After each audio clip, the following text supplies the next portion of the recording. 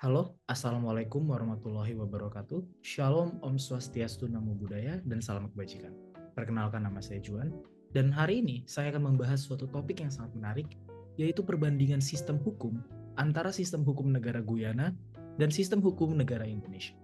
Kita akan mengeksplorasi suatu perbedaan tradisi hukum, konstitusi, hingga ke sistem pemerintahan yang dimiliki oleh kedua negara ini. Setiap negara memiliki sistem hukum yang berbeda-beda dan unik. Sistem hukum ini merupakan perpaduan dari tradisi hukum, konstitusi, sistem pemerintahan, sistem peradilan, hierarki peraturan perundang-undangan, dan banyak hal lainnya. Sistem hukum ini merupakan cerminan dari sejarah, budaya, dan juga pengaruh dari negara kolonial sebelumnya. Guyana sendiri terletak di Amerika Selatan, dan Guyana merupakan bekas jajahan negara Inggris. Oleh sebab itu, Guyana menganut tradisi hukum common law. Hal ini berbanding terbalik dengan Indonesia yang menganut tradisi hukum civil law, karena Indonesia merupakan bekas jajahan negara Belanda yang juga menganut civil law. Berdasarkan paparan tersebut, dapat disimpulkan bahwa warisan kolonial sangat memengaruhi cara hukum diterapkan dalam suatu negara. Bila dilihat sejarahnya, Guyana sendiri pernah dijajah oleh beberapa negara. Yang pertama adalah Belanda, yang kedua adalah Prancis, dan yang terakhir adalah Inggris sebagai negara yang paling lama menjajah Guyana. Guyana akhirnya merdeka pada tahun 1966, dan salah satu warisan negara Inggris yang tetap bertahan dan diadopsi sampai sekarang adalah pengadopsian tradisi hukum common law yang tetap digunakan dan sangat berbeda dari sistem hukum civil law yang kita gunakan di Indonesia. Tradisi hukum common law di Guyana berfokus pada preseden dan putusan-putusan hakim terdahulu sebagai sumber hukum yang paling utama. Sebaliknya, sistem hukum civil law di Indonesia mengandalkan undang-undang tertulis yang telah dikodifikasi untuk menjamin kepastian hukum. Kedua tradisi hukum tersebut memiliki kelebihan dan kekurangannya masing-masing. Common law dianggap lebih fleksibel karena hakim dapat menyesuaikan keputusan dengan situasi dan kebutuhan masyarakat. Sedangkan civil law memberikan stabilitas melalui aturan yang sudah jelas dan rigid. Selanjutnya, bila dilihat dari konstitusinya, terdapat suatu perbedaan antara konstitusi Guyana dan konstitusi Indonesia. Salah satu perbedaannya adalah pada jumlah pasal yang dimiliki oleh masing-masing konstitusi. Konstitusi Guyana, yaitu The Constitution of the Cooperative Republic of Guyana tahun 1980, memiliki 232 pasal. Hal itu dapat dibandingkan dengan Undang-Undang Dasar 1945 Negara Republik Indonesia yang hanya memiliki 37 pasal. Selain jumlah pasalnya, terdapat perbedaan lainnya di antara kedua konstitusi tersebut. Hal tersebut dapat ditemukan dalam isi atau muatan konstitusi, di mana konstitusi Guyana mencakup banyak sekali aturan teknis, sedangkan konstitusi Indonesia lebih berfokus pada prinsip-prinsip yang mendasar. Perbedaan selanjutnya terdapat pada sistem pemerintahan di antara kedua negara ini. Indonesia menggunakan sistem pemerintahan presidensial, sementara Guyana menggunakan sistem pemerintahan parlementer. Seperti yang kita ketahui bersama, pada sistem pemerintahan parlementer hanya terdapat satu pemilihan umum di mana rakyat memilih secara langsung para dewan atau wakil rakyat, lalu wakil rakyatnya nanti akan memilih pemimpin eksekutif yang biasanya merupakan Perdana Menteri. Perbedaannya dengan sistem pemerintahan presidensial, pada sistem ini terdapat dua pemilihan yang dilakukan langsung oleh rakyat.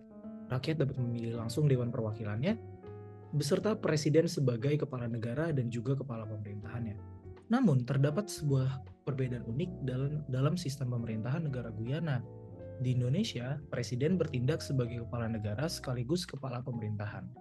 Di sistem pemerintahan Guyana, meskipun kekuasaan utama tetap di tangan Presiden, tapi terdapat seorang Perdana Menteri yang bertugas membantu Presiden dalam urusan administratif. Jadi Perdana Menteri dalam sistem pemerintahan parlementer Guyana tidak memiliki kekuasaan eksekutif, tidak memiliki kekuasaan utama eksekutif selayaknya Presiden atau selayaknya Perdana Menteri di sistem parlementer negara-negara lain. Selanjutnya adalah mengenai jenis dan hierarki peraturan perundang-undangan di kedua negara tersebut. Pada sistem hukum negara Indonesia, jenis dan hierarki peraturan perundang-undangan diatur pada pasal 7 Undang-Undang Nomor 12 Tahun 2011 tentang pembentukan peraturan perundang-undangan.